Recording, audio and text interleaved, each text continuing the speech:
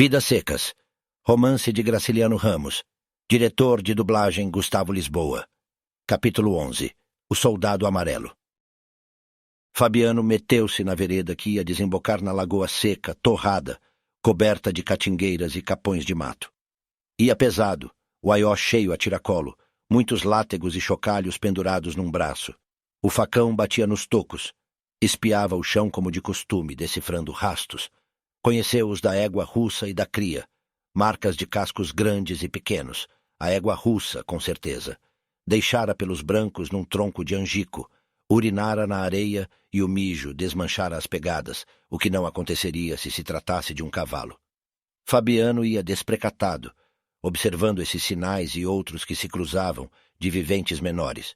Corcunda parecia farejar o solo, e a caatinga deserta animava-se. Os bichos que ali tinham passado voltavam. Apareciam-lhe diante dos olhos miúdos. Seguiu a direção que a égua havia tomado. Andara cerca de 100 braças quando o cabresto de cabelo que trazia no ombro se enganchou num pé de quipá. Desembaraçou o cabresto, puxou o facão. Pôs-se a cortar as quipás e as palmatórias que interrompiam a passagem. Tinha feito um estrago feio. A terra se cobria de palmas espinhosas. Deteve-se percebendo o rumor de garranchos. Voltou-se e deu de cara com o soldado amarelo que, um ano antes, o levara à cadeia, onde ele aguentara uma surra e passara a noite. Baixou a arma. Aquilo durou 1 segundo, menos. Durou uma fração de segundo. Se houvesse durado mais tempo, o amarelo teria caído esperneando na poeira, com o quengo rachado.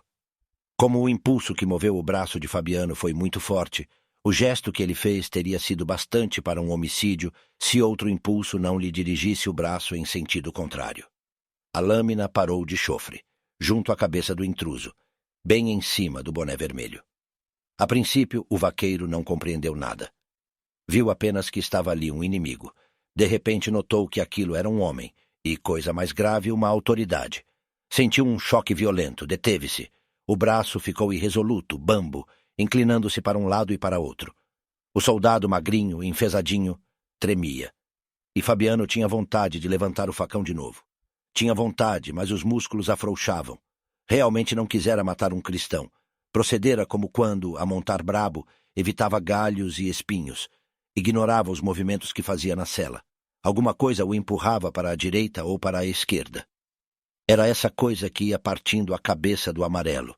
Se ela tivesse demorado 1 minuto, Fabiano seria um cabra valente. Não demorara. A certeza do perigo surgira, e ele estava indeciso, de olho arregalado, respirando com dificuldade, um espanto verdadeiro no rosto barbudo coberto de suor, o cabo do facão mal seguro entre os 2 dedos úmidos. Tinha medo, e repetia que estava em perigo, mas isto lhe pareceu tão absurdo que se pôs a rir. Medo daquilo? Nunca vira uma pessoa tremer assim. Cachorro. Ele não era dunga na cidade, não pisava os pés dos matutos na feira, não botava gente na cadeia. Sem vergonha, mofino. Irritou-se. Por que seria que aquele safado batia os dentes como um caititu? Não via que ele era incapaz de vingar-se? Não via? Fechou a cara. A ideia do perigo ia se sumindo. Que perigo? Contra aquilo nem precisava facão, bastavam as unhas. Agitando os chocalhos e os látegos, chegou a mão esquerda, grossa e cabeluda, a cara do polícia, que recuou e se encostou a uma catingueira. Se não fosse a catingueira, o infeliz teria caído. Fabiano pregou nele os olhos ensanguentados. Meteu o facão na bainha. Podia matá-lo com as unhas. Lembrou-se da surra que levara e da noite passada na cadeia. Sim, senhor. Aquilo ganhava dinheiro para maltratar as criaturas inofensivas. Estava certo? O rosto de Fabiano contraía-se medonho, mais feio que um focinho. Hein? Estava certo? Bulir com as pessoas que não fazem mal a ninguém. Por quê? Sufocava-se. As rugas da testa aprofundavam-se. Os pequenos olhos azuis abriam-se demais numa interrogação dolorosa.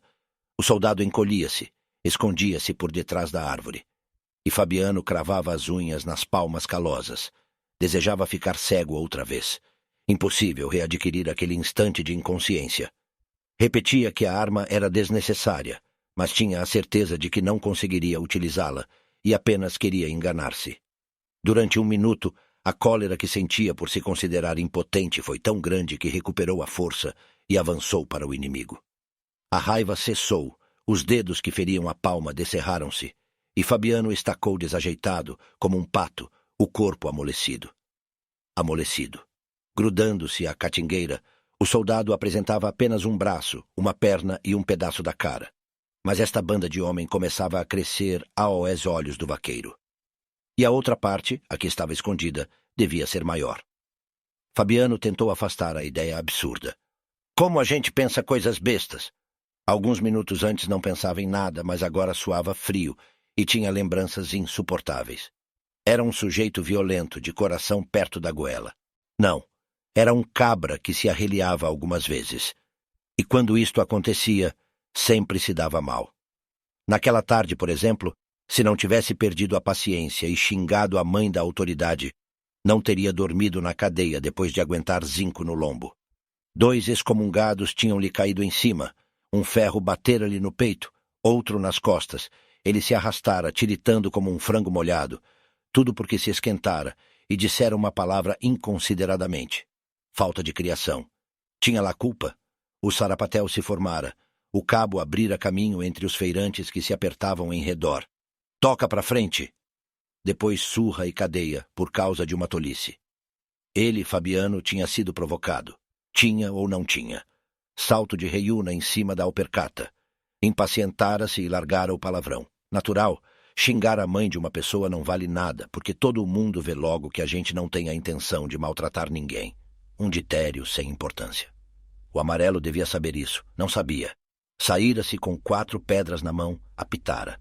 E Fabiano comera da banda podre. Desafasta. Deu um passo para a catingueira. Se ele gritasse agora desafasta, que faria o polícia? Não se afastaria, ficaria colado ao pé de pau. Uma lazeira, a gente podia xingar a mãe dele.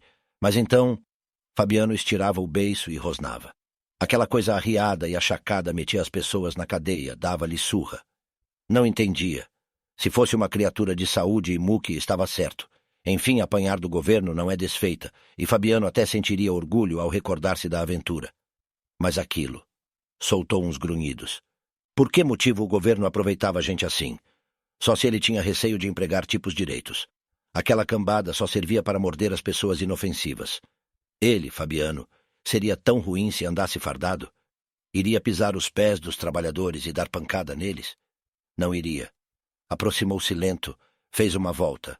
Achou-se em frente do polícia, que embasbacou, apoiado ao tronco, a pistola e o punhal inúteis. Esperou que ele se mexesse. Era uma lazeira, certamente, mas vestia farda e não ia ficar assim. Os olhos arregalados, os beiços brancos, os dentes chocalhando como bilros. Ia bater o pé, gritar, levantar a espinha, plantar-lhe o salto da reiúna em cima da alpercata. Desejava que ele fizesse isso. A ideia de ter sido insultado, preso, moído por uma criatura mofina era insuportável. Mirava-se naquela covardia. Via-se mais lastimoso e miserável que o outro. Baixou a cabeça, coçou os pelos ruivos do queixo. Se o soldado não puxasse o facão, não gritasse, ele, Fabiano, seria um vivente muito desgraçado. Devia sujeitar-se àquela tremura, àquela amarelidão. Era um bicho resistente, calejado. Tinha nervo, queria brigar, metera-se em espalhafatos e saíra de crista levantada. Recordou-se de lutas antigas, em danças com fêmea e cachaça. Uma vez, de lambideira em punho, espalhara a negrada. Aí, sim, a Vitória começara a gostar dele. Sempre fora reimoso. Iria esfriando como a idade? Quantos anos teria? Ignorava, mas certamente envelhecia e fraquejava. Se possuísse espelhos, veria rugas e cabelos brancos.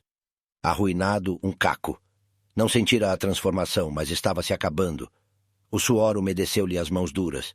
Então, suando com medo de uma peste que se escondia tremendo, não era uma infelicidade grande, a maior das infelicidades. Provavelmente não se esquentaria nunca mais. Passaria o resto da vida assim mole e ronceiro. Como a gente muda. Estava mudado. Outro indivíduo, muito diferente do Fabiano que levantava poeira nas salas de dança. Um Fabiano bom para aguentar facão no lombo e dormir na cadeia. Virou a cara, enxergou o facão de rasto. Aquilo nem era facão, não servia para nada. Ora, não servia. Quem disse que não servia? Era um facão verdadeiro, sim senhor. Movera-se como um raio cortando palmas de quipá. E estivera a pique de rachar o quengo de um sem-vergonha. Agora dormia na bainha rota. Era um troço inútil, mas tinha sido uma arma. Se aquela coisa tivesse durado mais um segundo, o polícia estaria morto. Imaginou-o assim, caído, as pernas abertas, os bugalhos apavorados, um fio de sangue empastando-lhe os cabelos, formando um riacho entre os seixos da vereda. Muito bem.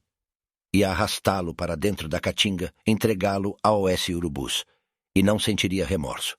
Dormiria com a mulher, sossegado, na cama de varas. Depois gritaria a OS Meninos, que precisavam criação.